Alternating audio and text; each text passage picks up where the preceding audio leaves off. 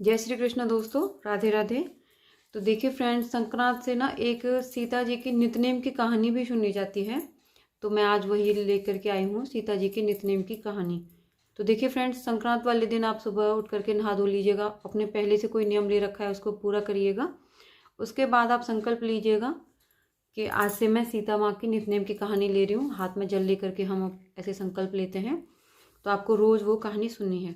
तो संक्रांत वाले दिन आपको पहले दिन कैसे सुननी है, देखिए अगर आप मंदिर में ही सुन रही हैं सबसे तो अच्छा यही है, आप मंदिर में ही सुनिएगा। तो वहाँ पे गणेश जी होते ही हैं। इस तरीके से थाली ले लीजिएगा और इस पर हमें देखिए स्वास्तिक बनाना है।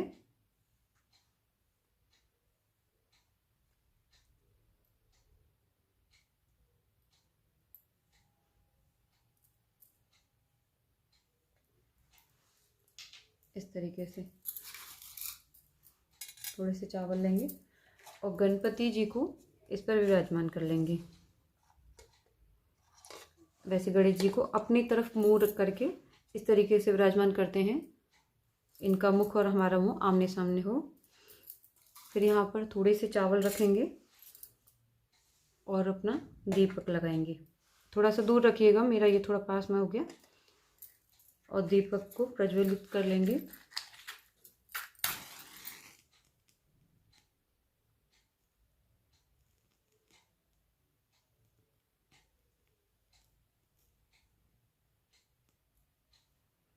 हमें कोई भी कथा कहानी कहते वक्त दीपक जरूर से जलाना चाहिए। ये हमारी कथा कहानी का साक्षी होता है।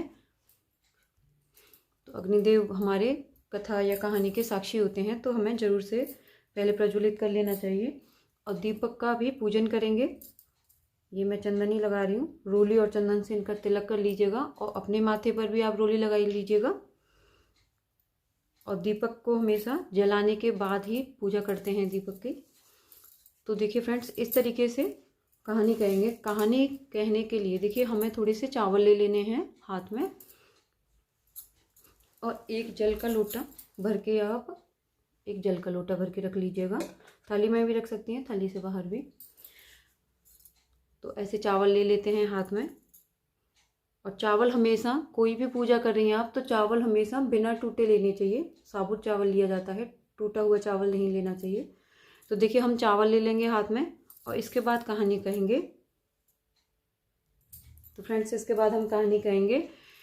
तो देखिए जब भगवान श्री राम, माता सीता और लक्ष्मण जी वनवास को गए थे तो माता सीता ने नित्यनेम की कहानी का 12 साल का नियम ले रखा था। और माता सीता अपना नित्यनेम की कहानी सुनाती थी, अब भगवान श्री राम उसको सुनते थे। एक दिन भगवान को कहीं जाना था तो माता सीता ने कहा, चले जाएंगे तो मेरी नित्यनेम की कहानी को कौन सुनेगा, और मेरा 12 साल का नियम है। तो उन्होंने कहा भगवान श्री राम ने कि तुम ना ऐसा करना, कुएं की पाल पर जाके बैठ जाना और वहाँ पे जो स्त्रियाँ पानी भरने आएंगी तो उनको अपनी कहानी सुना देना। तो माता सीता ने ऐसा ही करती हैं। अगले दिन वो जा करके कुएं की पाल पर बैठ जाती हैं। तो वहाँ पर एक स्त्री आती है जो रेशम जरी की साड़ी पहने हुए थी और सोने का कलश ले रखा था। तो उससे माता कहती हैं कि हे बहन, मेरी नित्यनेम की कहानी सुन लो, मेरा 12 साल का नियम है। तो वो कहती है कि मैं तुम्हारी जब तक कहानी सुनूंगी तब तक तो मुझे बहुत देर हो जाएगी, तो मुझे तो अपने घर जाना है वरना मेरी सास कलेश करेगी। तो वो माता सीता की कहानी नहीं सुनती है और अपने घर चली जाती है। तो रास्ते में उसकी जो रेशम जरी की साड़ी थी वो फट जाती है और जो सोने का कलश था वो मिट्टी का हो जाता है। तो सासू माँ देखती है उसकी, तो वो कहती हैं कि किसका दोष ले आई। वो कहती है, माँ जी मुझे नहीं पता, मैं तो खुद आश्चर्यचकित हूँ, पता नहीं ये कैसे हो गया। कुएं की पाल पर एक स्त्री बैठी थी तो वो कह रही थी मेरी नित्यनेम की कहानी सुन लो, तो मैं देर ना हो जाए इस वजह से मैंने सुनी नहीं और मैं आ गई, तो रास्ते में ऐसा हो गया।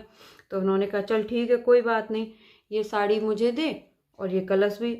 अगले दिन सासू माँ उसकी जाती है उसी साड़ी को पहन कर और कलश को लेकर के। तो माता सीता फिर सास से बोलती है कि हे बहन, मेरी नित्यनेम की कहानी सुन लो, मेरे 12 साल का नियम है। तो वो कहती है कि हाँ हाँ बहन, मैं तुम्हारी इस कहानी एक बार नहीं 4 बार सुनूंगी, जरा सुनाओ। तो माता सीता कहती हैं, राम आए लक्ष्मण आए, देश के पुजारी आए, नित्यनेम का नेम लाए।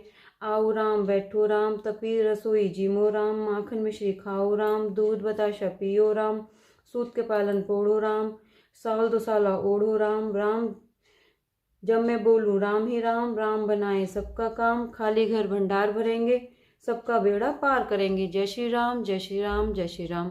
तो सास कहती है कि अरे वाह बहन, तुम्हारी कहानी तो बहुत अच्छी है। तो वो चली जाती है अपने घर को। तो रास्ते में उसकी जो साड़ी फट गई थी वो ठीक हो जाती है, और उसका जो मिट्टी का कलश हो गया था फिर से वो सोने का हो जाता है। तो बहू देखती है कि अरे माँ जी, ये कैसे हो गया, ये आपने कैसे चमत्कार कर दिया। तो कहती है चमत्कार कुछ नहीं, तुम तो दोष लगा लाई थी, मैं उसका निवारण करके आई हूँ। तो वो कहती है कि वो दिव्य नारी कौन थी जो कुएं की पाल पर थी। तो उसने कहा कि वो जनक नंदिनी और माता सीता थी।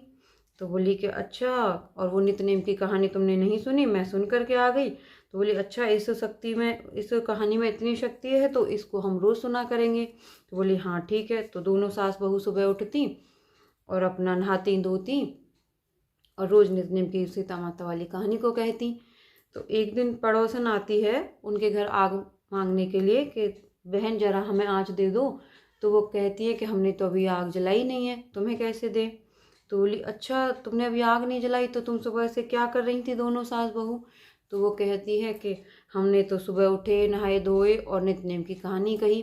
तो वो कहती है नित्यनेम की कहानी, ये क्या होता है कि ये सीता माता की नित्यनेम की कहानी है, और इससे खाली घर के जो भंडारे होते हैं वो भर जाते हैं, सुख समृद्धि आती है। तो बोली कि अच्छा बहन, मुझे भी वो कहानी सुना दो। कि ठीक है, तो हम तुम्हें सुना देते हैं। तो वो जो सास होती है वो पड़ोसन को कहानी सुनाती है। राम आए, लक्ष्मण आए, देश के पुजारी आए, नित्यनेम का नेम लाए, आओ राम बैठो राम, तपेद रसोई जीमो राम, माखन मिश्री खाओ राम, दूध बताशा पियो राम, सूत के पालन पोढ़ो राम, साल दुशाला ओढ़ो राम। राम जब मैं बोलूँ राम ही राम, राम बनाए सबका काम, खाली घर भंडार भरेंगे, सबका बेड़ा पार करेंगे। जय श्री राम, जय श्री राम, जय श्री राम।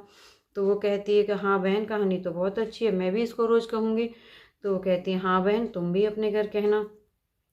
तो पड़ोसन भी अपने घर रोज़ कहानी कहती है, उसके भी खाली घर के भंडार भर जाते हैं। तो बोलो माता सीता की जय, बोलो जय श्री राम। और फ्रेंड्स, कहा जाता है नित्यनेम की कहानी कहने से माता अन्नपूर्णा आपके घर में स्थायी रूप से निवास करती हैं और कभी भी दरिद्रता नहीं आती है, खाने पीने के कभी लाले नहीं होते हैं।